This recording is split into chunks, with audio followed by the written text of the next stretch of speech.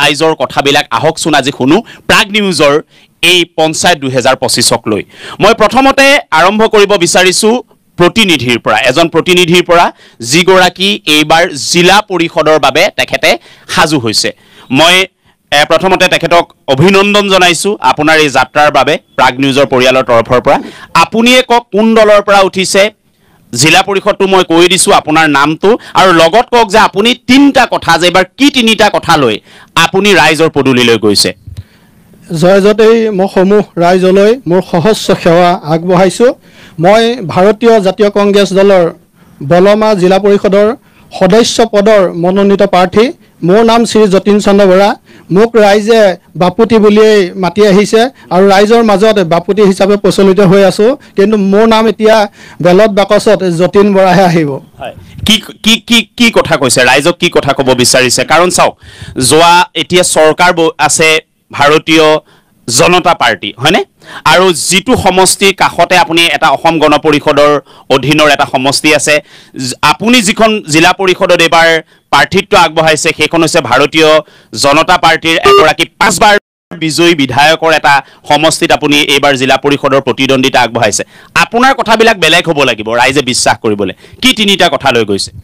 মই ৰাইজৰ মাজলৈ আহিছো আজি যোৱা 25টা বছৰে ৰাইজৰ মাজত বিভিন্ন সাংস্কৃতিক অনুষ্ঠানৰ লগত মই ওতঃপ্ৰোতভাৱে জড়িত আছো সেই বিষয়ে আমাৰ এলেকাই নহয় অসমৰে নহয় ভাৰততো হয়তো মই বিশেষভাৱে অনুষ্ঠান কৰিছো আৰু সেই সকলোখিনি সম্বল আজি ৰাইজৰ মাজত বিশেষকৈ আমাৰ অতি স্নেহৰ ভাওনাক লৈ মই খুব ব্যস্ত থাকোঁ ভাওনাৰ সাজ পোছাক তথা ভাও বা ভাওৰা শিকোৱা সেই কাৰ্যখিনিত মই জড়িত হৈ থাকোঁ আৰু আজি 25টা বছৰে মই ৰাইজৰ মাজত তেনেদৰে কাম কৰি আছিলোঁ আৰু 25টা বছৰ ৰাইজৰ মাজত কাম কৰি থাকি মই বিভিন্ন স্থানত গৈছোঁ আৰু বিভিন্ন স্থানত গৈ বিভিন্ন বিষয়ে মই নিজে মানে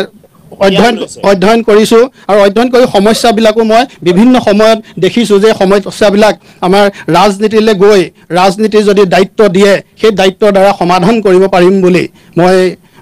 দেখি আহিছোঁ আৰু সেইবাবেই মই এতিয়া ৰাইজৰ মাজলৈ আহিছোঁ ৰাইজৰ প্ৰতিনিধি হ'বলৈ আৰু মোৰ অতি বিশ্বাস যে ৰাইজে মোক যি জিলা পৰিষদৰ সদস্য পদৰ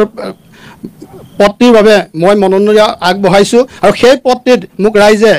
দায়িত্ব দিব বুলি মই খুব বিশ্বাস কৰিছোঁ মই উত্তৰটো নাপালোঁ ঠিক পোনপটীয়া তথাপি আপুনি বহক মই আহি আছোঁ মই ভাৰতীয়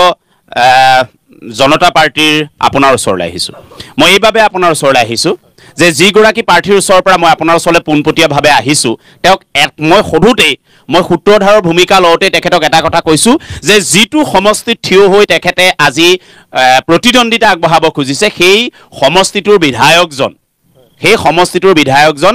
নিজকে তেওঁ এগৰাকী অপ্ৰতিদ্বন্দ্বী বুলি কয় আৰু লগতে তেওঁ 5 বাৰ তেওঁ এজন বিধায়ক গতিকে সেই সমষ্টিটোত জাতীয় কংগ্ৰেছে শক্তিশালীভাৱে এবাৰ তেওঁলোকে আগবাঢ়িছে বুলি নিজকে ক'ব বিচাৰে আপোনালোকৰ প্ৰাৰ্থীক লৈ আপুনি কি ক'ব চক বিষয়টো এনেকুৱা ধৰণৰ যে ভাৰতীয় জনতা পাৰ্টিৰ গোটেই প্ৰেক্ষাপট যদি আপোনালোকে চায় যে গোটেই সামাজিক বা ৰাজনৈতিক যিটো বাতাবৰণ এই বাতাবৰণটোৰ এটা সুন্দৰ ব্যৱস্থাপনাত আগবঢ়াই লৈ গৈ আছে আৰু আমাৰ যিজন প্ৰাৰ্থী আমাৰ বলমা জিলাৰ কি নাম তেখেতৰ নাম সুৰজিত শইকীয়া কিমান শক্তিশালী তেওঁ শক্তিশালীৰ কথাটো আপোনাক কি ক'ম তেওঁ এজন খেলুৱৈ হিচাপে নেশ্যনেল খেলুৱৈ আৰু তেওঁ নেশ্যনেল ৰেফাৰী আৰু তেওঁ বিভিন্ন ঠাইত আপোনাৰ খেলা ধূলাৰ লগত গোটেই যুৱ চামটোৰ লগত তেওঁ সংপৃক্ত হৈ থাকে গতিকে এনেকুৱা এটা ব্যৱস্থাত তেওঁ আগবাঢ়ি গৈ আছে আৰু তেওঁ ইয়াৰ আগতো যেতিয়া আপোনাৰ খুব জয়ময় আছিল কংগ্ৰেছ চৰকাৰৰ যেতিয়া জয়ময় ব্যৱস্থা আছিল তেতিয়াও তেওঁ আপোনাৰ নিৰ্দলীয় প্ৰাৰ্থী হিচাপেই আপোনাৰ পঞ্চায়তত তেওঁ প্ৰতিদ্বন্দ্বিতা আগবঢ়াই পেলাই নিৰ্বাচন অভিজ্ঞতা আছে মানে নিৰ্বাচন সম্পূৰ্ণ অভিজ্ঞতা আছে এইবাৰ কিমান দূৰ প্ৰতিদ্বন্দ্বিতাৰ কিমান দূৰ আগুৱাইছে এইবাৰতো বহুত সুন্দৰ জিকিব আপোনালোক এইটো চিয়'ৰ জিকাটো এইটো স্বাভাৱিক কথা এটা মানে আপোনালোকৰ বাবে কোনো প্ৰতিদ্বন্দ্বী কথাই নাই নেকি নাই সেইটো কোনো প্ৰতিদ্বন্দ্বী কথা নাই কাৰণ কথাটো হৈছে কি মানুহখিনি আজিকালি গোটেই ব্যৱস্থাটোত গৈ আছেতো আগতে আপোনাৰ কথাখিনি বুজাবলৈ ঘৰে ঘৰে যাবলগীয়া হৈছিলে এতিয়া আগতে টিভি এটা চাবলৈ গাঁও এখনৰ কোনোবা এটা এঘৰ মানুহ যাবলগীয়া হৈছিলে তাৰপাছত ঘৰে ঘৰে টিভি হ'ল এতিয়াতো এণ্ড্ৰইড মোবাইল স্মাৰ্টফোনৰ যুগ মুহূৰ্তে আপডেটবিলাক পাই থাকে আৰু বৰ্তমান সময়ত ভাৰত চৰকাৰখনে যিখিনি কাম কৰি আছে বা আমাৰ অসম চৰকাৰখনে যিখিনি কাম কৰি আছে তাত সৰ্বাংগীন সবকা সাথ সবকা বিকাশ এইটো বুজি পালোঁ মই এটা কথা মই বিচাৰিছোঁ কি তিনিখন আঁচনিৰ আকৰ্ষণৰ বাবে আপোনালোকে এইবাৰ ভোট পাব তিনিখন আঁচনিৰ নাম কওক আঁচনিটো মোক তিনিখন গ্ৰাউণ্ড মাত্ৰ তিনিখন আঁচনি লাগে চাওক এতিয়া মানে মূল কথাটো হৈ গৈছে কি আমাৰ যিখিনি মানে অন্তোদয় আমি মানুহ অন্তোদয় মানে হৈছে সমাজৰ শেষৰজন ব্যক্তি ইয়াত তেলগিৰ মূৰত তেল দিয়াৰ কোনো ব্যৱস্থা নাই আমাৰ পাৰ্টিত গতিকে সমাজৰ শেষৰজন ব্যক্তিৰ পৰা উন্নয়নটো হ'ব লাগিব সমাজৰ শেষৰটো ৰাস্তাৰ পৰা উন্নয়ন হ'ব লাগিব যাক অন্তোদয় বুলি কোৱা হয় এখন আৰু দুখন ইখন হৈছে কি আপোনাৰ আমাৰ যিখিনি বৰ্তমান সময়ত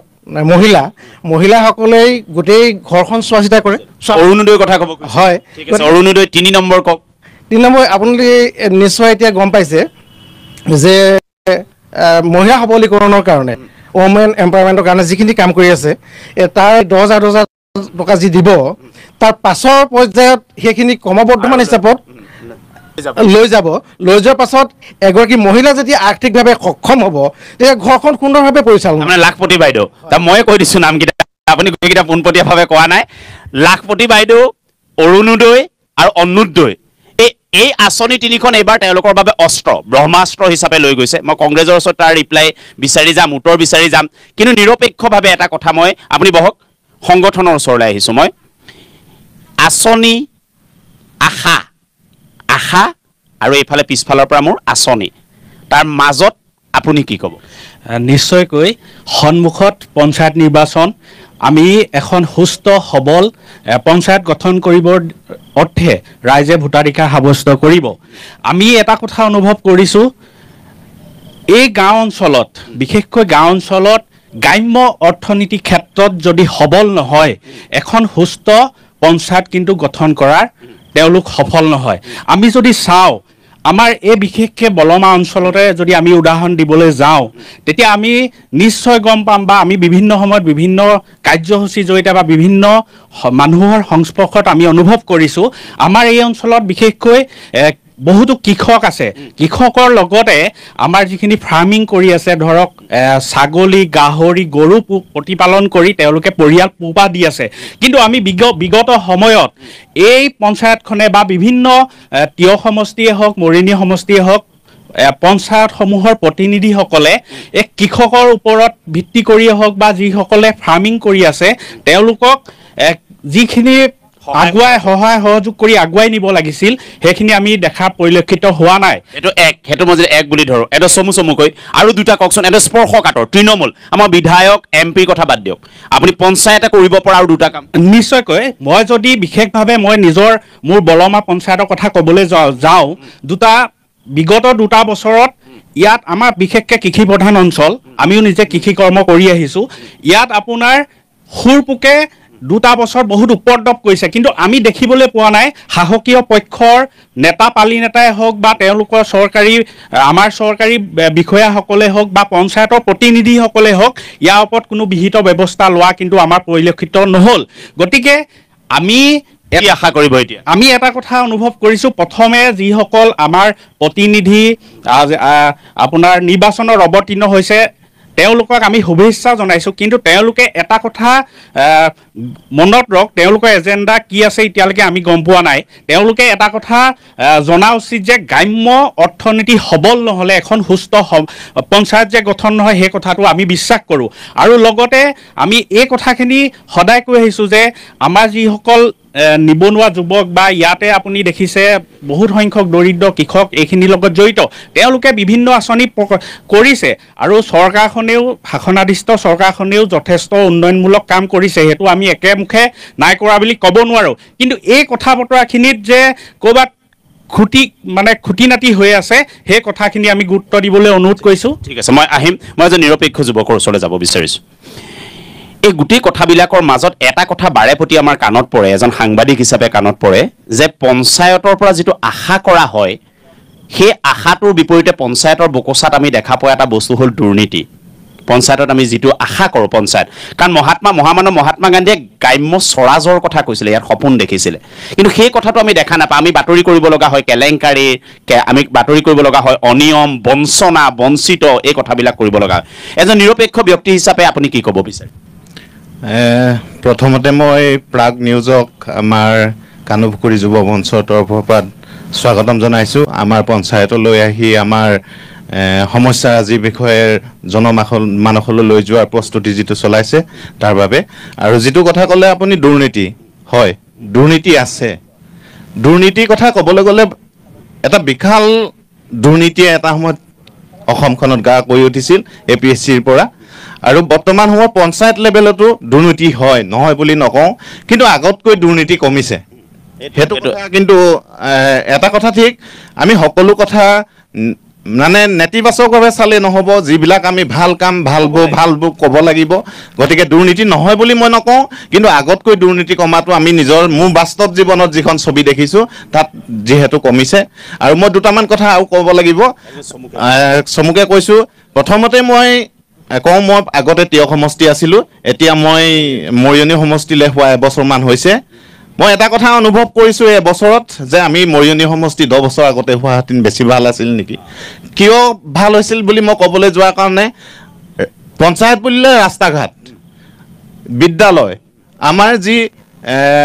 যুৱ সংঘ মইনা পাৰিজাত এই অনুষ্ঠানকেইটাৰ আমাৰ মূল চালিকা শক্তি এখন সমাজক আগুৱাই লৈ যোৱাৰ ক্ষেত্ৰত গতিকে সেইকেইটাৰ ক্ষেত্ৰত আমি যথাযথভাৱে আমি সহায় সহযোগিতা পাইছোঁ আমাৰ বৰ্তমান মৰিয়নি বিধায়কজনৰ পৰা এইটো মই কাৰো ৰাজনীতি দলীয়ভাৱে মই ক'বলৈ যোৱা নাই যিটো বাস্তৱ ছবি আজি আমাৰ গাঁও মানে আমি এই কথাটো মই বুজি পাইছোঁ এই কথাটো ক'ব যে ইয়াৰ আগৰ যিহেতু অসম গণ পৰিষদৰ এগৰাকী বিধায়িকা থকাৰ পিছত এই অংশটো কাটি এবাৰ মৰিয়নিত গৈছে অসম গণ পৰিষদৰ বিধায়িকাৰ পৰা সেই প্ৰত্যাশাটো পোৱা নহ'ল একোৱে নাপালোঁ বুলি ক'লেও 10 বছৰত বেছিকৈ কোৱা নহয় আছে বহক বৰ ডাঙৰ কথা এটা আহিছে মই এই কথাটোৱে কৈছোঁ যে এই মুহূৰ্তত তিয়ক বিধানসভা সমষ্টি অসম গণ পৰিষদৰ অধীনত আছে আৰু মোৰ উপৰোক্ত যিজন আপুনি দেখা পালে যিজন ইয়াত এজন নিৰপেক্ষ যুৱক হিচাপে আহিছে একোৱে নেপালোঁ বুলি কৈছে অসম গণ পৰিষদ একোৱে নেপাল অসম গণ পৰিষদৰ দিনত এই অঞ্চলটো এই য'ত থিয় হৈ আছোঁ এইটোৰ উত্তৰ কি দিব প্ৰথমে আপোনাৰ সকললৈ আজি এই অনুষ্ঠান আয়োজন কৰাৰ বাবে ধন্যবাদ জনাইছোঁ মই এইখিনিতে অতি স্পষ্টভাৱে খুব সাহসেৰে এটা কথা কৰিবলৈ গৌৰৱ অনুভৱ কৰিম যে বিগত সময়ছোৱাত তিয়ক সমষ্টিৰ সন্মানীয় বিধায়িকা ৰেণুপমা ৰাজখোৱা ডাঙৰীয়া আৰু বৰ্তমানৰ অসম গণ পৰিষদক নেতৃত্ব প্ৰদান কৰা অসম গণ পৰিষদ দলৰ কেন্দ্ৰীয় সমিতিৰ সন্মানীয় সাধাৰণ সম্পাদক কৰ্মক্ষম যুৱনেতা বিকাশ শইকীয়াৰ নেতৃত্বত অসম গণ পৰিষদ দলে বিগত সময়ছোৱাত তিয়ক সমষ্টিৰ সৰ্বাংগীন উন্নয়নৰ কাৰণতে আহু পুৰুষাৰ্থ কৰিছে ইয়াত নাই হোৱা বুলি কৈছে ইয়াৰ উত্তৰ লাগে নিশ্চিত ৰূপত হৈছে যদি নহ'লহেঁতেন আজি উপৰোক্ত বক্তাসকলৰ এজন বক্তাক বাদ দি বাকীসকলৰ উন্নয়নৰ ক্ষেত্ৰত যিখিনি কৰিছে সেইখিনি কথাটো নাই হোৱা বুলি একে কথা নাই কোৱা মই আহিম কংগ্ৰেছে এইটো এটা ডাঙৰ ইছ্যু কৈছে মই আপোনাৰ পৰা এইটো ডাঙৰ মই আকৌ আহি আছোঁ যে আপুনি যদি অকণমান উঠি দিয়ে বৰদেউতা মই অকণমান সুবিধা পাম বৰ্তা যে এই যুৱকজনে যিটো কথা ক'লে নস্বাত কৰিছে পোনপটীয়াভাৱে অসম গণ পৰিষদৰ কংগ্ৰেছে কথাটো কি বুলি টানি নিব কথাবোৰ এনেকুৱা আচলতে আমি নিজৰ দুখবোৰ নেদেখোঁ আমি আনৰ দুখবোৰ দেখোঁ এই পাৰ্লিয়ামেণ্ট ইলেকশ্যন এছেম্বলি ইলেকশ্যন আৰু পঞ্চায়ত ইলেকশ্যন এই তিনিটা নিৰ্বাচনত যথেষ্ট কিছু পাৰ্থক্য আছে এতিয়া উন্নয়ন বুলি ক'লে আচলতে বেয়া এইকাৰণেই লাগে মই যদি নিজে উন্নয়ন নহওঁ আনক উন্নয়ন কেতিয়াও মই কৰিব নোৱাৰোঁ কাৰণ উন্নয়ন কোনটো মোৰ যদি মানসিক জগতখনৰ কোনো উন্নয়নৰ সপোন নাই তেতিয়াহ'লে আনক মই কেতিয়াও উন্নয়ন কৰিব নোৱাৰোঁ কিন্তু কথা হ'ল কি হয় আমাৰ উপৰোক্ত এই যুৱ সংঘৰ যিজন যুৱকে কথাটো কৈছে কথাটো এটা শুদ্ধ অন্য কথা শুদ্ধ নহয় কাৰণ যিগৰাকী বিধায়ক বয়সে গৰকা এগৰাকী বিধায়িকা তেখেতৰ যিটো সপোন সেই সপোনটো আনৰ হাতত মানে তুলি দিলে হয়তো সেই যুৱকজনে আমাৰ যি ধৰণে সামাজিক উন্নয়নৰ দিশত গ্ৰাম্য উন্নয়নৰ দিশত আগবাঢ়িব লাগিছিল বা যিটো তেওঁ চিন্তা কৰিব লাগিছিল হয়তো সেইটো চিন্তা কৰিব নোৱাৰিলে এইকাৰণেই নোৱাৰিলে বয়স হ'লে বুদ্ধি হ'ব ভাল হয়নে বাৰু আজি এতিয়া বিকাশ শইকীয়া ডাঙৰীয়াৰ কথা যিটো ক'লে তেখেতৰ এতিয়া যিটো চিন্তাধাৰা হয়তো আজি কেইবছৰ আগতে সেই চিন্তাধাৰাটো তেওঁ কৰা নাছিল এতিয়া যিজন তেখেতে ক'লে যে ইয়াত উন্নয়ন হৈছে কংগ্ৰেছে ইয়াত উন্নয়ন দেখিছে নাই পঞ্চায়তত এইবিলাক ইছ্যু হ'ব আচলতে উন্নয়ন নাই হোৱা বুলি নকওঁ, উন্নয়ন হৈছে, কিন্তু যি ধৰণে এটা বিধানসভা সমষ্টিৰ এজন বিধায়ক হিচাপে গোটেই সমষ্টিটো উন্নয়নৰ যিখন চানেকি যেনেকৈ আগবঢ়াই দিব লাগিছিল সেইধৰণে কিন্তু নহ'ল। মই যাম। উন্নয়ন বুলি ক'লে এটা অঞ্চলৰ বহি যোগাযোগৰ স্থল ৰাস্তা ঘাটকে বুজায়। যদি আমি দেখিবলৈ পাওঁ তিয়ক সমষ্টিৰ এতিয়া ৰাস্তা ঘাটৰ উন্নয়নৰ দিশত বহু যোজন অন্যান্য সমষ্টিতকৈ আগবাঢ়ি আছে। আজি আমাৰ সন্মুখেদি যোৱা বলমা যিটো আমাৰ নকছাৰী সংযোগী পথ, তাৰপিছত জগদুৱাৰ, এই কথাবিলাকৰ ইম্পেক্ট আপোনালোকৰ পঞ্চায়তৰ প্ৰতিনিধিজনে পাব নাই? নিশ্চিত ৰূপত আমি খুব সততাৰে এইবাৰ ভৱিষ্যতৰ অসম গণ পৰিষদ দলৰ ধৈৰ্যবাহক বহু উদীয়মান যুৱক যুৱতীয়ে অসম গণ পৰিষদ দলৰ প্ৰতি ধাৱমান হৈ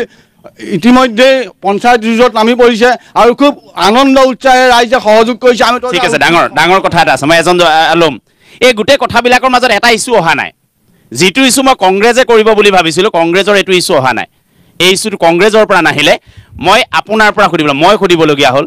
যে মিত্ৰতা হৈছে অসম গণ পৰিষদ আৰু বিজেপিৰ, মিত্ৰতা হৈছে অসমৰ বিভিন্ন জেগাত, কিন্তু ইয়াত মিত্ৰতা নাই হোৱা। ইয়াত মিত্ৰতা হোৱা নাই, ইয়াত হয়নে? মই কোৱা কথাটো হয়নে? ইয়াত মিত্ৰতা নাই হোৱা, যিটো কংগ্ৰেছে ক'ব লাগিছিলে ক'ব পৰা নাই। একেষাৰ ক'ব নোৱাৰে, নতো আপোনাকে নিদিয়ে প্ৰাৰ্থী। নহয়, কথাটো এনেকুৱা ধৰণৰ মিত্ৰতা হৈছে। ইয়াত বন্ধুত্বমূলকভাৱেও আমাৰ নিৰ্বাচনটো আমি আগবঢ়াই লৈ যাব বিচাৰিছোঁ। তাৰমানে এনেকুৱা হ'ব নি, কম্প্ৰমাইজ হ'ব নি? আপুনি জিকি যাওক অসম গণ পৰিষদ, বিজেপি হাৰি যাওক, এনেকুৱাকৈ হৈছে? নহয়, তেনেকুৱা বুলি কথা নাই। যুদ্ধত যেতিয়া অৱতীৰ্ণ হয় সেয়া যুদ্ধই কয়। হয়, নহয় সেইটো হয় কথাটো, কিন্তু কথাটো হৈছে কি, আপোনাৰ মিত্ৰতাৰ ক্ষেত্ৰত আমি এৰা ধৰা কিছু কৰিছোঁ। ধৰক আপোনাৰ ইয়াত আমাৰ AP মেম্বাৰগৰাকী আমি আপোনাৰ SBক দিয়া হৈছে গাখীৰ খোৱাত,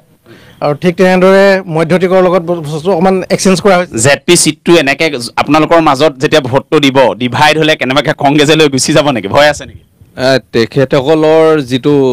সাংগঠনিক ছিষ্টেম, তেখেতসকল আঞ্চলিক পৰিষদ গঠন কৰে। যিহেতু আমাৰ ইয়াত আমি য'ত কৰি আছোঁ বলমা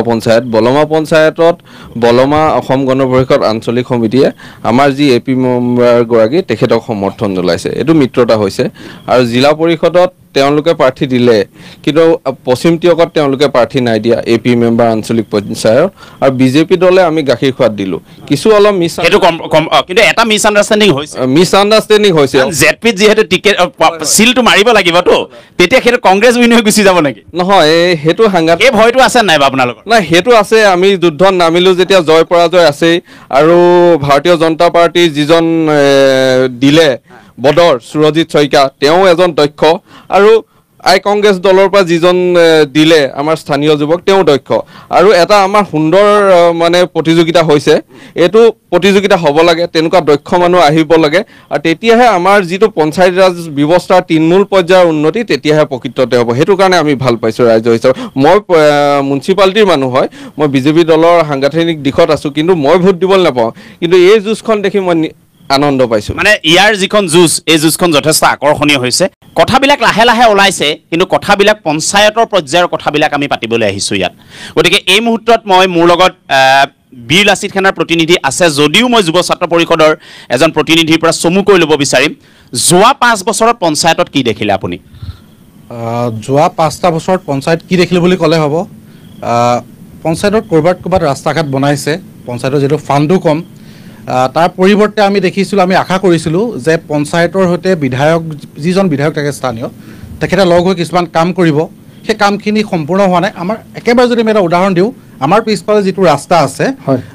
কানুপুখুৰী তিয়ক নামচেচু সংযোগী ৰাস্তাটো যিটো কদৰ্যময় পৰিৱেশ, আপোনালোকে দেখিলে আচৰিত হ'ব। এই আমাৰ পাছফালে থকাটো, সেইটো 1 নম্বৰৰ কথা ক'ব বিচাৰোঁ। আৰু যিটো আমাৰ গ্ৰাম্য জীৱনৰ সকলো লোক কৃষিৰ লগত জড়িত, আৰু কৃষকসকলৰ যিখিনি অশান্তি হৈ আছে, একেবাৰে এটা যদি আমি জ্বলন্ত সমস্যাৰ কথা ক'ব বিচাৰোঁ, যে কাকজানৰ পৰাই ধৰি তিয়কৰ বিভিন্ন অঞ্চল বান্দৰৰ উপদ্ৰৱত খেতি কৰিব নোৱাৰা অৱস্থা হৈছে। আমি আশা কৰি আমাৰ জনপ্ৰতিনিধিসকলে বান্দৰৰ যিটো উপদ্ৰৱ হৈছে, উপদ্ৰৱ ৰোধৰ বাবে চৰকাৰীভাৱে কিছুমান ব্যৱস্থা কৰক, কৃষকসকলক ক্ষতিপূৰণৰ ব্যৱস্থা কৰক, এইখিনি কৰক। আৰু তাৰ লগত আমি এটা কথা উল্লেখ কৰিম, জাজিমুখৰ কথা। জাজিমুখৰ বান গৰাখহনীৰ কথা সকলোৱে গম পায়। আটাইতকৈ যদি আমি ক'ব বিচাৰোঁ, মৰিয়নি আৰু তিয়কৰ ভিতৰত আটাইতকৈ বেছি ফাণ্ড পঞ্চায়তৰ ফাণ্ড জাজিমুখত যায়, আৰু আটাইতকৈ দুৰ্নীতি হয় কিন্তু জাজিমুখ পঞ্চায়তত। দুৰ্নীতি হৈছে জাজিমুখ পঞ্চায়তত যদি আপুনি এতিয়াও যায়,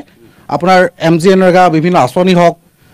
PMGY ঘৰ হওক বা বিভিন্ন যিবিলাক আঁচনি আছে আঁচনি সাংঘাতিক এটা দুৰ্নীতি হৈছে আমি আশা কৰিম নতুনকৈ প্ৰতিনিধিসকল আহিব কোন দলৰ প্ৰতিনিধি নিৰ্বাচিত এইটো ডাঙৰ কথা নহয় তেওঁলোকে এইখিনি কথাত চকু ৰাখক আৰু এটা কথা আমি এই চেগতে অনুৰোধ কৰিব বিচাৰিছোঁ যিহেতু সকলো দলৰ প্ৰতিনিধি ইয়াত আছে জাজিমুখৰ যিটো গ্ৰাম্য অৰ্থনীতি অতিকৈ টনকিয়াল জাজিমুখৰ দৈ জাজিমুখৰ মাছ জাজিমুখৰ শাক পাচলি এটা বিশ্ব আমাৰ অসমত এটা নাম আছে আমি আশা কৰিম জাজিমুখৰ এই যিখিনি সম্পদ আছে সম্পদখিনি ৰূপান্তৰ হওক এইটো পঞ্চায়তে ভালকে পাৰে এক্সেক্টলি মই আহি আছোঁ ৰন্তু মই আহি আছোঁ প্ৰতিনিধি এজনৰ লগত কথা পাতি ল'বলৈ প্ৰতিনিধি বুলি কোৱাৰ কাৰণে মই এগৰাকী আমাৰ এই অনুষ্ঠানত মহিলা প্ৰতিনিধি আছে তেখেত এবাৰ আহিছে মই প্ৰথম বাইদেউ আপোনাৰ নামটো জানি ল'ম আৰু কোন দলৰ মই ভাৰতীয় কংগ্ৰেছ দলৰ মোৰ নামটো মৌচুমী শইকীয়া বৰুৱা আপুনি কোন কিহত উঠিছে 9 নং বলমা পঞ্চায়তৰ আঞ্চলিক সদস্য হিচাপে কওকচোন ৰাইজৰ পৰা কেনে ধৰণৰ আদৰ পাইছে বা আপুনি ৰাইজৰ পদূলিলৈ যিহেতু গৈছে এইবাৰ প্ৰথম নে আগত উঠিছে মই প্ৰথম এবাৰ তেতিয়াহ'লেতো আপোনাক অভিনন্দন আপুনি আহিছে নাৰী সমাজ হিচাপে ৰাইজৰ পৰা কেনে ধৰণৰ পাইছে সন্মান আমি যেনেকৈ প্ৰত্যেক ঘৰে ঘৰে গৈ পেলাই মোৰ 10টা ৱাৰ্ড পৰিছে 9 নং বলমা পঞ্চায়তৰ এতিয়ালৈকে মই 10টা ৱাৰ্ডতে মই গৈছোঁ প্ৰত্যেক ঘৰতে গৈছোঁ তেওঁলোকৰ যিখিনি সহায় মই বহুত ভাল লাগিছে মোক সাহস দিছে যে তুমি আগুৱাই যোৱা তোমাৰ নিচিনা এগৰাকী মহিলা আমাৰ মাজত লাগে সেই কথাখিনি কৈছে সেইখিনি কথাই কৈছে আপোনাৰ প্ৰতিদ্বন্দ্বী কোন মানে আপোনাৰ কোন আছে ভাৰতীয় জনতা পাৰ্টি আছে নে অসম গণ জনতা পাৰ্টি সেই প্ৰতিদ্বন্দ্বীজনী গৰাকীৰ লগত আপোনাৰ সেই বাইদেউৰ লগত আপোনাৰ বহুত উজুকে কৈছে যে এইবাৰ খুব টাফ কম্পিটিশ্যন হ'ব বুলি কৈছে আপুনি ভাবে নেকি মই সেইটো নাভাবোঁ কাৰণ এইটো কাৰণেই নাভাবোঁ মই এগৰাকী আত্মসহায়ক গোটৰ মহিলা হৈও তেওঁলোকৰ লগত সমানে কাম কৰি গৈছোঁ আজি মই মহিলা হৈ আত্মসহায়ক গোটৰ মহিলা হৈ বিভিন্ন ধৰণৰ আমাৰ SRLM যিখিনি মেলা দিয়ে সেই বাইদেউৰ তেনেকুৱা ধৰণৰ নাছিল নেকি আছিলে কিন্তু তেওঁ ঘৰতে বহি থকা এগৰাকী নাৰী এইটো বাহিৰত আমি দেখি পোৱা নাই কিন্তু মোক যদি আজি আপুনি আমাৰ ওচৰ চুবুৰীয়া সকলোকে সুধিব পাৰে যে মোক ক'ত দেখিছে ক'ত নাই দেখা মেলে মিটিঙেতো যাওঁৱেই কিন্তু এতিয়া বিজেপি দলৰ পৰা কৈ আছে এটা কথা অৰুণোদয় দিছে তেওঁলোকে আৰু বেলেগ আঁচনি দিছে সেই আঁচনিত যদি পাই গুচি যায় অৰুণোদয় আপুনি 1250 টকাই গোটেই ঘৰখন চলিব পাৰে জানো আপুনি উত্তৰ দিয়ক এগৰাকী মই মহিলা ময়ো এগৰাকী ৰান্ধনী 1250 টকাই গেছ কিনিবনে দাইল আলু কিনিবনে কিলে কিনিব আজি আপুনি ৰহৰ দাইল বা ধোৱা মগু 1 কেজি কিনিবলৈ যাব 160 টকা 160 টকাই এই কথাবোৰ আপুনি বুজাব পাৰিছে নাই নিশ্চয় বুজাব পাৰিছোঁ ৰাইজে বুজিছে বুজি পাইছে মই আহিম আপোনাৰ ওচৰলৈ মই আহিব লাগিব মই মাত্ৰ দুজনৰ এটা ভাৰতীয় জনতা পাৰ্টিৰ মই কাৰোবাৰ এজনৰ পৰা প্ৰতিক্ৰিয়া ল'ব বিচাৰিম আপোনালোকে তেনেকুৱা প্ৰাৰ্থী দিছে নেকি যি ঘৰৰ ভিতৰতে সোমাই থাকে নহয় সম্পূৰ্ণ মিছা কথা এটা তেখেতে ৰাজহুৱাভাৱে কৈছে দেই মই সৰু নাই কথাটো এনেকুৱা ধৰণৰ তেখেত মহিলা মৰ্চাৰ সম্পাদিকা আমাৰ মানে নিৰ্দিষ্ট এডোখৰ জেগাৰ নহয় কলিয়াপানী ব্লকটোৰ উন্নয়ন খণ্ডৰ যিটো এলেকা সেইটোৰ মহিলা মৰ্চাৰ সাধাৰণ সম্পাদিকা প্ৰতিদ্বন্দ্বিতালৈ নাহে বুলি কৈছে এইটোতো ডাঙৰ কথা কৈছে নহয় প্ৰতিদ্বন্দ্বী এগৰাকীয়ে এভাগে কোৱাটো স্বাভাৱিক কথা কিন্তু প্ৰেক্ষাপটত যেতিয়া ৰাইজে বস্তুটো গম পাব তেতিয়াহে আচল কথাটো কিমান দূৰ আগুৱাই আছে তেখেত বহুত আগত আছে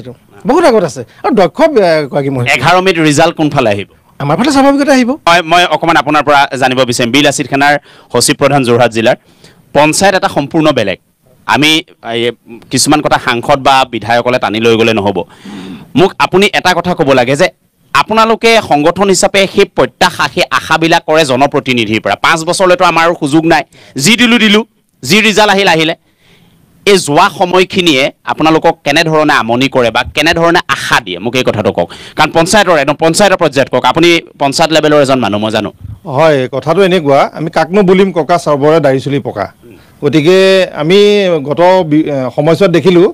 যে আচলতে পঞ্চায়ত ৰাজটো মহাত্মা গান্ধীৰ এটা সপোন আছিলে যে স্বতন্ত্ৰ হ'ব লাগে কিন্তু আজিকালি বৰ্তমান সময়ত প্ৰতিজন ব্যক্তিয়ে পঞ্চায়তৰ যিসকল ব্যক্তি থাকে মেম্বাৰৰ পৰা ধৰি আপোনাৰ জিলা পৰিষদলৈকে হয় বিধায়কজন নহয় সংসদজনৰ হেঁচাতহে কিবা কাম এটা কৰিব পাৰে মানে সেই মকৰা জালৰ পৰা ওলাব পৰা নাই গতিকে ৰাজনৈতিক মেৰ পাকত যেতিয়ালৈকে পঞ্চায়ত সোমাই থাকিব তেতিয়ালৈকে পঞ্চায়তৰ উন্নতি নহয় বা উন্নয়ন নহয়তো একদম চিধা কথা কিন্তু দলৰ কথাটো শুনিবও লাগিব দলৰ কথাটো এনেকুৱা ধৰণৰ দলৰ কথাটো এতিয়া এইবাৰ দেখিছে যে প্ৰতীক চিহ্ন ব্যৱহাৰ কৰিব নালাগে বুলি কোৱা শুনিছে কিন্তু কথাখিনি একে মানে ফুলনি মানে বাগিচা মানে ফুলনি হৈ আছে এতিয়া গতিকে আমি কথাখিনি যদি ভাবি লওঁ তেনেহ'লে আমি সাধাৰণতে আমাৰ নিজৰ নিজৰ মানে কি হৈছে দলৰ এটা দক্ষতাহে দেখুৱাবলৈ গৈছোঁ কিন্তু আমাৰ সামাজিকভাৱে যি উন্নয়ন হ'ব লাগে বা ৰাইজে যিটো আশা কৰিছে সেই আশাটো আমি পোৱা নাই কাৰণ গত পঞ্চায়তত দেখিছোঁ যে যিখিনি পুঁজি আহে উপযুক্ত বক্তা কেইজনমানে কৈ গৈছে যে যিখিনি পুঁজি আহে সেই পুঁজিখিনি মিছগাইড হয় কাৰণ তেখেতসকলৰ যিখিনি পুঁজি পাৰ্চেণ্টেজ আজিকালি একদম চিধা কথা যে পাৰ্চেণ্টেজ নহ'লে কোনেও কাম নিদিয়ে হয় পঞ্চায়তৰ সভাপতিয়ে হওক সদস্যই হওক আমি দেখিছোঁ মোৰ ঘৰ ঢেকীয়াখোৱাৰ অঞ্চলৰ কিছুমান সদস্যৰ পৰা বা পঞ্চায়তৰ বা আঞ্চলিকৰ সদস্যলৈকে দেখিছোঁ তেখেতসকলে কমিশ্যন নহ'লে কাম কৰিবলৈ নিদিয়ে সদস্যজনক সেইজন ব্যক্তি অৰিয়া এনেকুৱা হয় যে ৰাস্তাটোৰ কমিশ্যন কোনে বিচাৰে মানে পঞ্চায়তৰ দায়িত্বত থকা যিসকল ব্যক্তি আপোনাৰ কি বুলি কয় এজন ছেক্ৰেটাৰীজনৰ পৰা ধৰি আপোনাৰ সভাপতি BDO তাৰপিছত এজন সদস্য ৱাৰ্ড সদস্যলৈকে তেওঁলোকৰ এটা নিজৰ নিজৰ পাৰ্চেণ্টেজ থাকে একদম অপ্ৰিয় সত্য কথা এইটো দলৰ প্ৰতিনিধি মানে দলীয় সদস্যই হওক বা তেখেতসকলৰ নিজে ভুক্তভোগী দলীয় সদস্যসকলো নিজে ভুক্তভোগী আমি দেখিছোঁ যে মোৰ ঢেকীয়াখোৱা অঞ্চলতে এটা ৰাস্তা দেখিছোঁ তেখেতসকলে দলীয় সদস্য কেইজনটা উৰিয়া লাগিছে যে এইটো কাম মই কৰিব লাগে এইটো কাম সমৰ্থন বিচাৰিছে গতিকে তেনেকুৱা ধৰণৰ যদি কাম হয় তেনেহ'লে পঞ্চায়তৰ কোনোদিন উন্নতি নহয় আৰু মই প্ৰথমতে কৈছোঁ যে কাকনুম বুলিম ককা সকলোৱে দাঢ়ি চুলি পকা গতিকে গোটেইবোৰ আমি বৰ্তমান সময়ত আমি আঁকোৱালি লৈছিলোঁ বিজেপি চৰকাৰখনক জাতি মাটি ভেটিৰ কথা কৈ আহিছিলে কিন্তু কথাটো হ'ল কি তেখেতসকলেও এই বৰ্তমান সময়ত দেখিবলৈ পাইছোঁ হিতাধিকাৰীৰ বাদে বাকী একো কৰিব পৰা নাই অকল হিতাধিকাৰী কাৰণ মানে ধোদৰ আলিটো আমাৰ ওচৰতে কাৰণ আমাৰ মনত পৰিছে যে সেই ধোদৰ আলিটোৰ বনোৱা ৰজাজনলৈ মনত পৰিছে কাৰণ আমাৰ গোটেই অসমীয়া খিলঞ্জীয়া খাটি খোৱা মানুহখিনিক চব ধোদ বনাব খুজিছে কাৰণ 1200 টকাত এগৰাকী মহিলাৰ মগজ কিনি পেলাইছে কিবা আইদেউ বাইদেউ কিবা কিবি হাত চাপৰি কংগ্ৰেছক মাৰিব নালাগে তেখেতসকলো কোনো নহয় সূতা কম্বলৰ পৰা ধৰি তেখেতসকলে মানে ৰাজনীতি কৰিছিলে গতিকে তেখেতসকলেও হাত চাপৰি মাৰিব নালাগে কাৰণ সূতা কম্বলৰ ৰাজনীতিৰে তেখেতসকলে যি কৰিব লাগে গত সময়ছোৱাত কৰি গ'ল আমি বিশ্বাস কৰি এতিয়া বিজেপি চৰকাৰকো দিছিলোঁ ৰাজভোগ গতিকে এতিয়া বিজেপি চৰকাৰ যিসকল আছে সেইসকল কংগ্ৰেছৰ পৰা যোৱা এই ডলাৰ বাগৰি খোপায় গতিকে আমি আশা প্ৰত্যাশা কৰি একো লাভ নাই কাৰণ দেখিছোঁ নহয় আপুনি এতিয়া বাক স্বাধীনতা শেষ হৈ গ'ল মই অলপ দিনৰ আগত জেলৰ পৰা ওলাই আহিছোঁ কাৰণ উলংগ বাবাৰ প্ৰতিবাদটো কৰিবলৈ গ'ল কাৰণ বৰ্তমান সময়ত বাক স্বাধীনতা শেষ কৰি পেলালে কাৰণ আমি ৰাইজে মাত মাতিব নোৱাৰোঁ কিবা এটা মাত মাতিবলৈ হ'লে তেখেত এই কথাবিলাকৰ ইম্পেক্ট এই কথাবিলাকৰ ভোটটো দিয়াৰ সময়ত ৰাইজৰ মন মগজুত এইবাৰ আহিব বুলি আশা ভাবেনে আপুনি আহিবনে ভাবেনে নে প্ৰলোভিত ৰাজনীতিত উঠি ভাঙি যাব নাহে একদম স্পষ্ট কথা নাহে কাৰণ য'ত ভয় আছে য'ত লোভ আছে ত'তে দখল আছে গতিকে ভয় আৰু লোভৰ মাজত যদি ৰাইজ সোমাই থাকে অসমীয়াৰ অস্তিত্ব শেষ হৈ গ'ল গতিকে অসমীয়াৰ অস্তিত্ব শেষ হৈ গ'ল বৰ্তমান সময়ত অসমীয়া বুলি আমি পৰিচয় দিবলৈ লাজ লগা এটা পৰিৱেশ হ'ল গতিকে আমি আশা কৰিব নোৱাৰোঁ যে এটা ভাল ৰিজাল্ট পাম কিন্তু এটা কথা মই আহ্বান জনাইছোঁ যিসকল নতুন প্ৰজন্মৰ আহিছে তেখেতসকলে নিজক প্ৰতিষ্ঠা কৰক অন্ততঃ স্বাভিমান ৰক্ষা কৰক কাৰণ দলীয় মেৰপাকতে থাকক বা তেখেতসকল বেলেগ মেৰপাকতে থাকক কিন্তু নিজস্বতা বজাই ৰাখক কাৰণ সন্মানটো নিজৰ কালিলৈ যদি কেলেংকাৰী হয় কালিলৈ মই যদি পঞ্চায়ত সদস্য হৈ জিকি যাওঁ কোনোবা জেগাত তেনেহ'লে মোৰ সুজিত দত্তৰ কেলেংকাৰীটোহে ওলাব বিজেপি বা কংগ্ৰেছৰ কেলেংকাৰীটো নোলায় বৰ গুৰুত্বপূৰ্ণ কথা বীৰ লাচিত সেনাৰ মঞ্চৰ পৰা কৈছে নতুনসকলৰ পৰা মই ভাবোঁ খুব গুৰুত্বপূৰ্ণ কথা কৈছে যে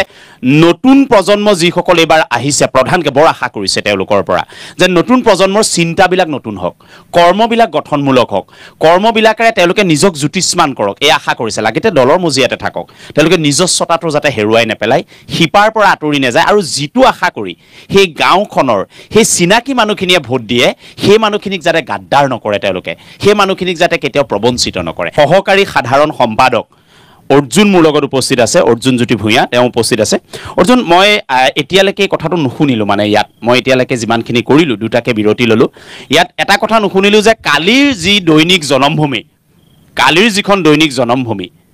এই দৈনিক জনমভূমিত প্ৰথম পৃষ্ঠাত সবিস্তাৰে আহিছে যে যোৰহাট জিলা শিৱসাগৰ জিলা গোলাঘাট জিলা আৰু চৰাইদেউ জিলাৰ মাজত 2006 পৰা 2019 ভিতৰত 600 কোটি টকা খালে কেলেংকাৰী হৈছে এইটো আমি কোৱা নাই এয়া উচ্চ ন্যায়ালয়ৰ মজিয়াই মানি লৈ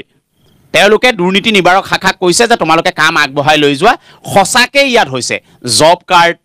সেই সময়ৰ প্ৰধানমন্ত্ৰী আৱাস যোজনা এইবিলাকৰ সাংঘাতিক কেলেংকাৰী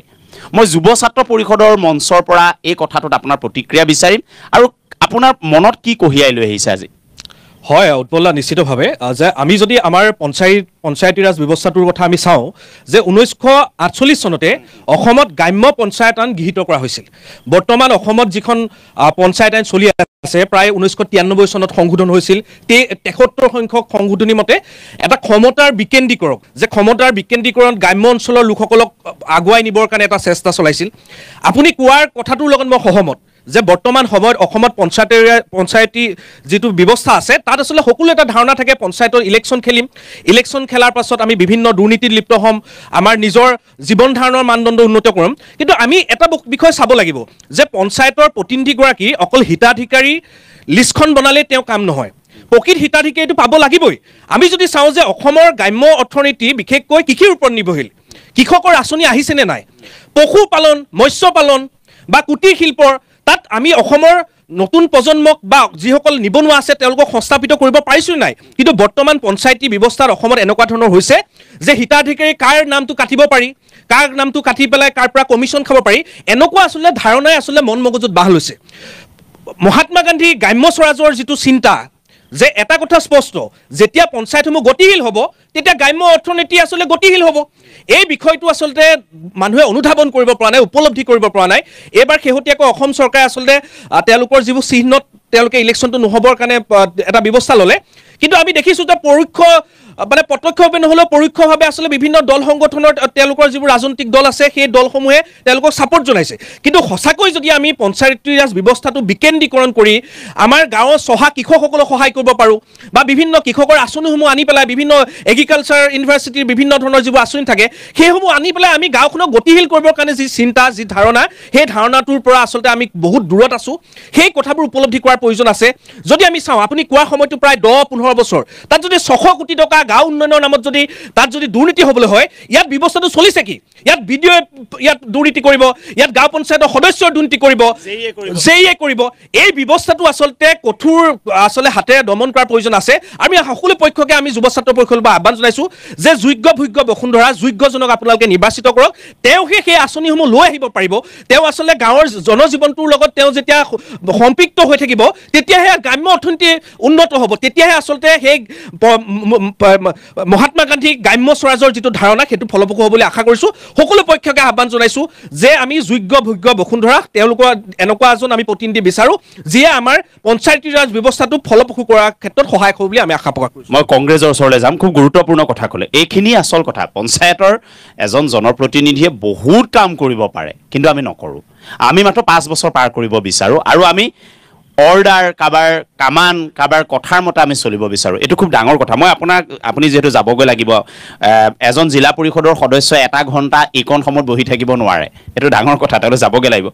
মই এটা কথা কওঁ, 2006 পৰা 2019 যি কেলেংকাৰী আছিল তাত আটাইতকৈ বেছি কেলেংকাৰী ওলাইছে কংগ্ৰেছৰ দিনত। আপোনালোক ওলাই আহিছে এতিয়া, নতুনকৈ ওলাই আহিছে, বা আপুনি পুৰণা এজন কৰ্মী হ'লেও আপোনালোকে নতুনকৈ এই যাত্ৰা কৰিছে। এই নতুন যাত্ৰাত আপোনালোকক এই কেলেংকাৰীবিলাকে কিন্তু আপোনালোকক আচুৰিব। তাৰ মাজত আপোনালোকে ৰাইজক বুজাব লাগিব। আপোনাক কি বুলি ভোট দিব? এই কথাটো আপুনি যি কথা কৈছে যে মই কৈছোঁৱেই যে বহুত পৰিস্থিতিৰ কথা নিজে বুজি ল'বলৈ চেষ্টা কৰিছোঁ। কংগ্ৰেছে আগত বেয়া কাম কৰিছে বুলি আপোনালোকে কৈছে, ময়ো কৈছোঁ, আপোনালোকে কোৱা সূত্ৰত মই মানি লৈছোঁ। কিন্তু আমি যুৱ প্ৰজন্ম আকৌ আহিছোঁ, কংগ্ৰেছে আগত কৰা ভুলেই আমাৰ দ্বাৰা সেই ভুল হ'ব বুলি আপোনালোকে আমাক আঙুলি নতৰাব।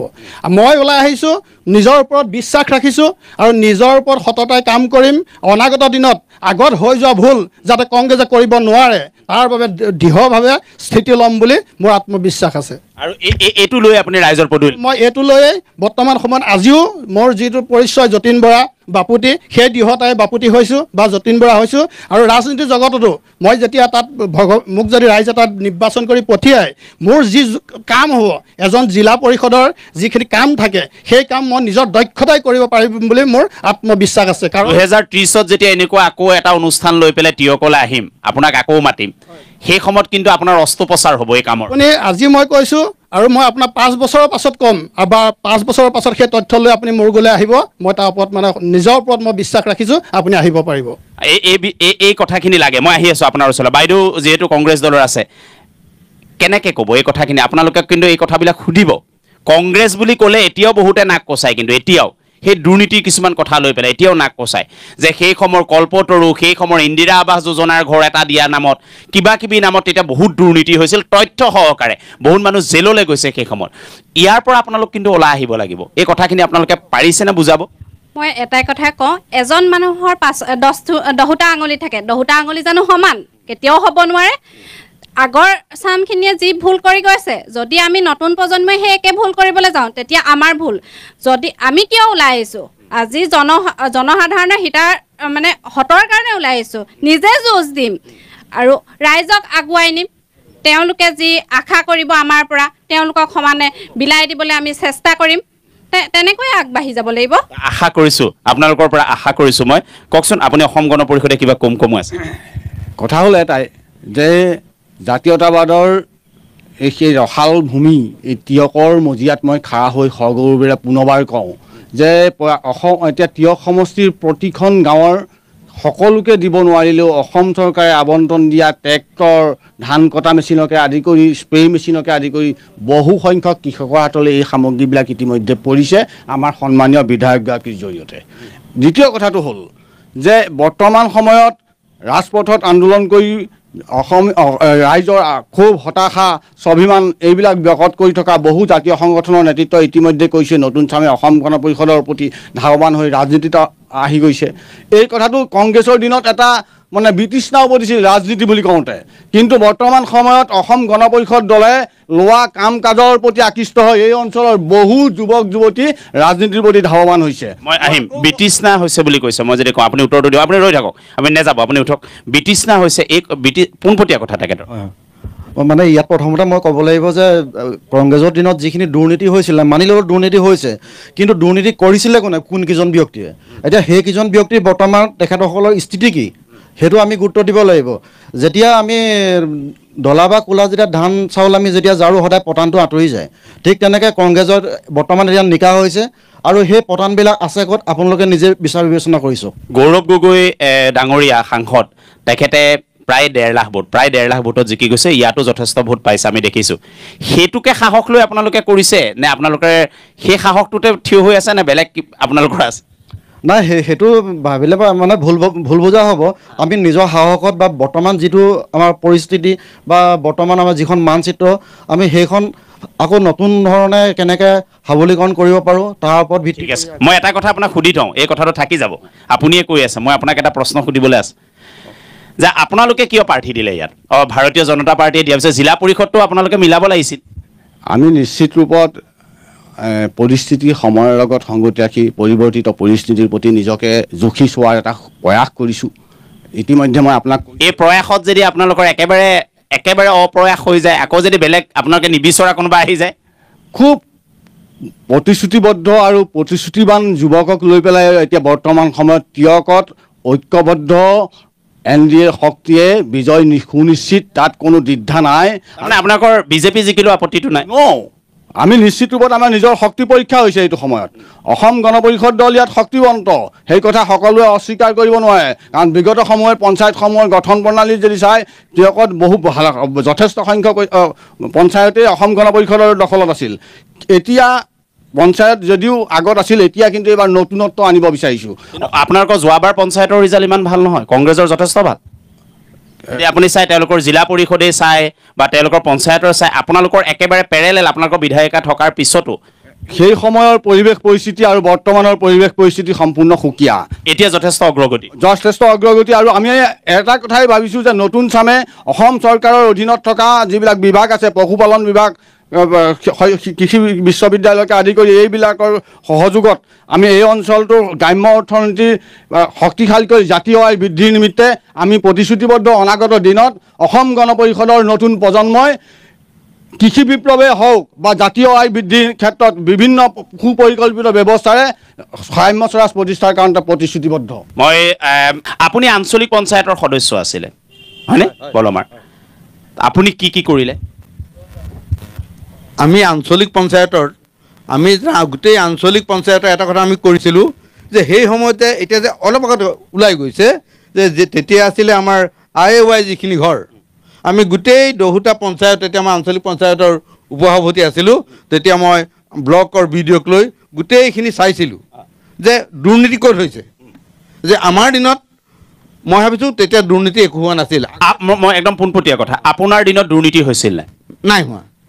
নাই আপুনি এইটো বিশ্বাস কৰে বুকুত থৈ হাত থব বিশ্বাস আছে বিশ্বাস আৰু আপুনি কি মানে যিটো আগৰবাৰ নহ'ল কি কৰিলে আপুনি নতুন কি কৰিলে আমাৰ এইখিনিতে এটা চেঙেলিজান আছিলে 10 বছৰ প্ৰায় 500 বিঘা মাটিত খেতি কৰিব নোৱাৰে সেই 500 বিঘা মাটি আপোনাৰ বানপানী মুক্ত কৰি সেই 500 বিঘা মাটি এতিয়াও সুন্দৰকৈ খেতি কৰি আছে এতিয়া আপুনি যিটো পঞ্চায়তত আছিল তাত এবাৰ কোন উঠিছে মোৰ ইয়াত উঠিছে আমাৰ এই আপুনি যদি ভাল কাম কৰি গৈছে আপোনাক আঙুলি টোৱাব পৰা একো নাই তেতিয়াহ'লে নিশ্চয় তেওঁৰ কাৰণে আশীৰ্বাদ হ'ব নাই মই কৈছোঁ যে মই আজি আপোনালোকক সন্ধ্যাবেলা কৈছোঁ তিয়ক জিলা পৰিষদ ৰাইজে কেতিয়াও আনৰ হাতলৈ যাবলৈ নিদিয়ে বলমা জিলা পৰিষদ ৰাইজে কংগ্ৰেছৰ অবিহনে আনলৈ যাব নোৱাৰে আৰু আমি আপোনাক কথা দিছোঁ আমি সুন্দৰভাৱে বলমা গাঁও পঞ্চায়ত আমি গঠন কৰিম মানে বলমা জিলা পৰিষদো পাব গাঁও পঞ্চায়তো পাম একদম চিয়'ৰ একদম টু দি পইণ্ট ক'ব বহি কওক কি হ'ব যে কংগ্ৰেছে নিব অসম্ভৱ এইটো কথা হ'বই নোৱাৰে কদাপি হ'বই নোৱাৰে ঠিক আছে কিহৰ সপোন গ'লে সোণাৰামৰ সপোন মই গৈ আছোঁ মই একদম গৈ আছোঁ আপোনাৰ চকক বৰ একদম সাংঘাতিক ধৰণে কৈছে জিকিব আজিৰ শ্ব'টোৱে বহুতখিনি কথা ৰাইজে চাই আছে জিকিব বুলি কৈছে জিকিবতো সেইটো প্ৰত্যেকজনৰ এটা বিশ্বাস কিন্তু জনসাধাৰণৰ মানসত কোনটো বিশ্বাস কিন্তু সেই যিজন জনপ্ৰতিনিধিয়ে যোৱাবাৰ আছিলে তেওঁৰ একো খুটি নাতি আপোনালোকে খুটি নাতি দাঙিবই লাগিব খুটি নাতি মানে আপুনি যদি চাই যে আগৰ যি আপোনাৰ এই ইণ্ডিয়া আৱাস যোজনাৰ পৰা আদি কৰি ঘৰবিলাক দিয়াৰ যি ব্যৱস্থা আছিলে যে কোনোবা এজন নেতা পালি নেতাৰ যোগেদি এটা পইচা আহিছিলে তাত অকণমান লাগি থাকি আহিছিলে কিন্তু বৰ্তমান সময়ত সেইটো ব্যৱস্থা নাই এতিয়া বৰ্তমান সময়ত হিতাধিকাৰীৰ একাউণ্টত ডাইৰেক্ট পইচা প্ৰৱেশ কৰে মানে আপুনি এইটো ক'ব বিচাৰিছে আপকীয়াকে যে সেই থাকি অহাটোতে কেলেংকাৰীটো নিশ্চিত কেলেংকাৰী সেই কেলেংকাৰী মকৰা জালে খেদিবনে তেওঁলোকক নিশ্চয় কাৰণ তেতিয়া সেইকাৰণে ঘৰবিলাক কমপ্লিট হোৱা নাছিলে আৰু এতিয়া ঘৰবিলাক কমপ্লিট নোহোৱাকৈ থাকিব নোৱাৰে যদি এতিয়া ঘৰবিলাক কমপ্লিট নিজৰ হিতাধিকাৰী নকৰে তেতিয়াও তেওঁ বৰ্তমান সময়ত হিতাধিকাৰীৰ একাউণ্টত ডাইৰেক্ট পইচা প্ৰৱেশ কৰে মানে আপুনি এইটো ক'ব বিচাৰিছে আপকীয়াকে যে সেই থাকি অহাটোতে কেলেংকাৰীটো নিশ্চিত কেলেংকাৰী সেই কেলেংকাৰী মকৰা জালে খেদিবনে তেওঁলোকক নিশ্চয় কাৰণ তেতিয়া সেইকাৰণে ঘৰবিলাক কমপ্লিট হোৱা নাছিলে আৰু এতিয়া ঘৰবিলাক কমপ্লিট নোহোৱাকৈ থাকিব নোৱাৰে যদি এতিয়া ঘৰবিলাক কমপ্লিট নিজৰ হিতাধিকাৰী নকৰে তেতিয়াও তেওঁ কিন্তু তাৰ কাৰণে প্ৰস্তুত থকা প্ৰয়োজন মানে বিজেপিৰ দিনত একেবাৰে পৰিষ্কাৰ বেংকিং খণ্ডৰ যোগেদি আহিছে তেওঁলোকৰ দিনত আপুনি এটা কথা কৈছে নেগুৰকণ থাকি আহিছে সেইখিনিতে কেলেংকাৰী হয় মই প্ৰতিনিধি এজন আছে উত্তৰটো একদম ডাইৰেক্ট ল'ম দেই ডাইৰেক্ট মোৰহে আছে আজি আলোচনাটোত যিহেতু অংশগ্ৰহণ কৰি নৱপ্ৰজন্ম এজন যুৱক হিচাপে মোৰ কিছুমান উদ্দেশ্য আছে জীৱনৰ আৰু মানে আমি অধ্যয়ন পুস্তক হিচাপে কিছুমান কথা উপলব্ধি কৰিব বিচাৰিছোঁ সেই কথাটো আচলতে মই এটা ৰাইজক বাৰ্তা দিব বিচাৰিছোঁ যে আমি উন্নয়ন বুলিলে আমি কোনোবাই আমাক আঁচনি দিব আৰু আঁচনিৰ দ্বাৰা আমি অকল আঁচনিৰ দ্বাৰা আমি পৰিচালিত হৈ থাকিম আৰু আঁচনিৰ দ্বাৰা আমি খাই থাকিম সেই কথাটোৱে মই উন্নয়নৰ ধাৰা বুলি ভাবি নলওঁ কিন্তু তেওঁলোকে কৈছে যে সেই আঁচনিৰ ধাৰাই তেওঁলোক জিকি যাব নহয় এতিয়া বৰ্তমান সকলোৱে শিক্ষিত যুৱক আজি নপঢ়া গাঁৱত কোনো নাই সকলো শিক্ষিত যুৱক মোবাইল টিভিলে সকলো কথা ক'ব বিশ্বৰ কথা গম পায় আমি বৰ্তমান সময়ত আমাৰ উন্নয়নে আমাক ক'লৈ নি আছে আমি উন্নয়ন বুলিলে আমাৰ সকলো দিশতে উন্নয়ন হ'ব লাগিব ঠিক আছে এইটো এটা ডাঙৰ কথা মই আৰু এটা কথা আপোনাক সুধি থওঁ দেই মই এই কথাটো সাংবাদিক হিচাপে বৰ মানে দৃষ্টিকোটো হয় এইটো কংগ্ৰেছৰ দলত জিকাৰ পিছত পটককৈ বিজেপিত কিয় জইন কৰি দিয়ে আচলতে কাৰোবাৰ সুবিধা লাগে কিবা আশা কৰে ৰাইজে তেওঁক যি দায়িত্ব দিয়ে সেই দায়িত্ব তেওঁ যোগ্য নহয় তেওঁ নিজৰ ইচ্ছা পূৰণ কৰিবৰ কাৰণে স্বাৰ্থ পূৰণ কৰিবৰ কাৰণে আপোনাৰ তেনেকুৱা হ'ব নেকি একদম মই মানে বহু লোকক দেখিলোঁ তিয়কতে দেখিলোঁ যে জিকাৰ পিছত সৌ পৌৰসভাখনে তিয়কতে আমি দেখা পালোঁ যে জিল কংগ্ৰেছৰ নামত 3 দিনৰ পিছতে বিজেপিলৈ জাপ মাৰি দিলে ভোটটো ল'লে কংগ্ৰেছৰ নামত ৰাইজক বিশ্বাস দিলে কংগ্ৰেছ বুলি বিজেপিলৈ গুচি গ'ল যোৱাটো মোৰ আপত্তি নাই ব্যক্তিগত কথা এই ৰাইজক কিয় ঠগে মই আপোনাক কৈছোঁ যে প্ৰতিনিধি কিছুমান আহে নিজৰ স্বাৰ্থ পূৰণৰ বাবে তেওঁলোকে সময় সুবিধা মতে মানে তেওঁলোকে স্থান পৰিৱৰ্তন কৰে আপোনাৰ পৰা সেইটো মোৰ পৰা সেইটো মই নিজেই সেইদৰে নাভাবোঁ আৰু নাভাবোঁ যেতিয়া মই এটা মানে দৃষ্টিগোচৰত থাকিব বিচাৰোঁ মোৰ স্থানত থাকি সমাজৰ উন্নয়ন কৰিব বা বিভিন্ন সমস্যাৰ দলকো সেৱা কৰিব লাগে কাৰণ দলে আপোনাক টিকেট দিছে সমাজত থাকি কাম কৰিম আৰু সকলো সন্মান মোক দলে আজি যেনেদৰে স্থান দিছে আৰু দলৰ সন্মান মই সদায় অক্ষুণ্ণ ৰাখিম। মই এই কথাটো সুধি ল'লোঁ, এইটো মই সংগঠনৰ পৰা বিচাৰিম দেই, হাত দাঙিলে ভাল পাম। উত্তৰটো কংগ্ৰেছক কি দিব? উত্তৰটো আমি কংগ্ৰেছক এটা কথাই দিম যে আমাৰ আঁচনিবিলাক সেই পইচা কেইটামান খাই পেলাই জেপত ভৰাই থোৱাৰ পৰা কিবা মোবাইল কিনিবৰ কাৰণে আঁচনি নহয়। এই আমাৰ আঁচনিবিলাক কংগ্ৰেছৰ দিনত সেইটো হৈছিল নেকি? স্বাভাৱিকতে হৈছিলে, কিন্তু এতিয়া আমাৰ আঁচনিৰ যোগেদি ডেভেলপ হ'ব। কাৰণ আজি ৭৫,০০০ কংগ্ৰেছৰ দিনত হোৱা সেই যিটো দাগ সেইটোৱে কংগ্ৰেছক এতিয়াও খেদিব নেকি? এইবাৰো খেদিব নেকি? নিশ্চিত। মই অকণমান উত্তৰ দিলে আপোনালোকে হাত দাঙিব দেই সেইফালৰ পৰা। হয়, আচলতে ক'ব লাগিব যি আচলতে পাৰ্থকেন্দ্ৰিক বা পঞ্চায়ত নিৰ্বাচন আহিছে, সেই নিৰ্বাচনত মই এটা অতি পিছপৰা বানেধৰা অঞ্চল জাজিমুখৰ পৰা মই প্ৰতিনিধিত্ব কৰোঁ। তোমাৰতো ডাঙৰ কথা, তুমি জাজিমুখৰ পৰা কৰা।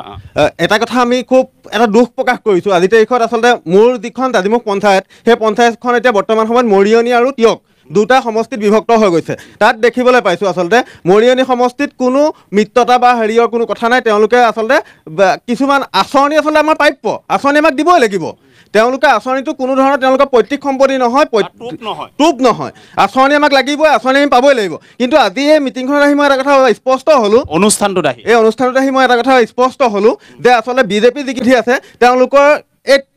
আচলতে এই টোপটো তেওঁলোকে লৈহে আহিছে। তেওঁলোকৰ কোনো আচলতে পঞ্চায়তখনৰ পৰৱৰ্তী সময়ত তেওঁলোকে কি কৰিব কোনো এজেণ্ডা নাই। আৰু কংগ্ৰেছৰ পৰা আমি এটা সুদুত্তৰ নাপালোঁ, কংগ্ৰেছেও যে কি আচলতে এজেণ্ডা লৈ তেওঁলোকে ৰাইজৰ মাজত সোমাব বা কি তেওঁলোকৰ যদি চৰকাৰ হয় তেওঁলোকে কি আচলতে উন্নয়ন কৰিব, সেই কথাত তেওঁলোকৰ আচলতে কোনো এজেণ্ডা নাই। আৰু যিগৰাকী অগপৰ নেতৃত্ব আছে তেখেতে কৈ আছে যে তেওঁলোকৰ প্ৰতি আসক্ত হৈ নতুন প্ৰজন্ম বা জাতীয় সংগঠনৰ কথা কৈ আছে। কোন জাতীয় সংগঠনৰ পৰা গৈছে আজিৰ তাৰিখত? কোনো যোৱা নাই। চবেই আজিকালি বুজি পায় এয়া টোপ আমাক নালাগে, আমাক উন্নয়ন লাগে। এতিয়া চাওক, মই যিটো সমষ্টিত আছোঁ তাত বলমা জিলা পৰিষদৰ এটা অংশ পৰিছে, তাত বামুণপুখুৰী জিলা পৰিষদ পৰিছে, টিয়ক জিলা পৰিষদ পৰিছে, 3টা জিলা পৰিষদ পৰিছে। কিন্তু 3টা জিলা পৰিষদ পোৱাৰ পিছত এটা কথা মই স্পষ্টভাৱে ক'ব পাৰোঁ, আজিৰ তাৰিখত যিগৰাকী মৰিয়নি সমষ্টিৰ বিধায়ক তেখেতে আচলতে তেওঁ যিটো এৰিয়া পৰে তাতহে তেওঁ আচলতে মিটিংখন কৰি থৈ আহে যে জাজিমুখৰ কাৰণে কি আচলতে উন্নয়ন কৰিব, পৰ্যটন ক্ষেত্ৰ হিচাপে জাজিমুখক বিবেচিত কৰিবনে নকৰে। জাজিমুখ যোৰহাট মাজুলী যিখন সংযোগী দলং, সেই দলংখনক লৈ কিন্তু মুখ্যমন্ত্ৰীগৰাকীয়ে আহি ৰজাবাৰীত মিটিং কৰি গ'ল, তাক লৈ কিন্তু উল্লেখ নকৰিলে। আপুনি এটা কথা মই একদম চমু কৰি সামৰিব লাগিব, প্ৰত্যেকৰ ওচৰলৈ গ'লোঁ আমি। কংগ্ৰেছ, বিজেপি আৰু এজিপি কাকোৱে আস্থাত ল'ব পৰা হৈ থকা নাই নেকি? আচলতে কাকো এক কথাত ক'বলৈ গ'লে আস্থা নাই, কাকো আচলতে আমি দলীয় হিচাপে কাকো আস্থা নাই। আপুনি তেতিয়াহ'লে এটা উত্তৰ দিব পাৰে এতিয়া ৰাইজলে, কেমেৰালে আপুনি চাব কৈ পেলাই ক'ব পাৰে যে মানুহ চাইতো ভোট দিব পাৰে। সেইটো কথা আমি অনুৰোধ জনাম, যিগৰাকী নিৰ্বাচিত হওক তেখেত লাগিলে বিজেপিৰে সমৰ্থিত প্ৰাৰ্থী হওক, কংগ্ৰেছৰে হওক বা এজিপিৰে হওক, আমাৰ তাত ডিমন নাই। কিন্তু যিগৰাকী প্ৰাৰ্থী আচলতে মনোনীত হ'ব তেখেতক আমি এটা কথাই অনুৰোধ জনাম, যাতে ওপৰলৈ পানী ছটিয়া বা এই বোকা ছটিয়া ৰাজনীতিখিনি নকৰি, আঁচনি কটাৰ ৰাজনীতিখিনি নকৰি, সৰ্বাংগীন উন্নয়নৰ ক্ষেত্ৰত আচলতে গাঁওখন নিজৰ পঞ্চায়তখন যাতে জাকত জিলিকা কৰে, সেই কথা কিন্তু আমি তেওঁলোকক অনুৰোধ জনাম।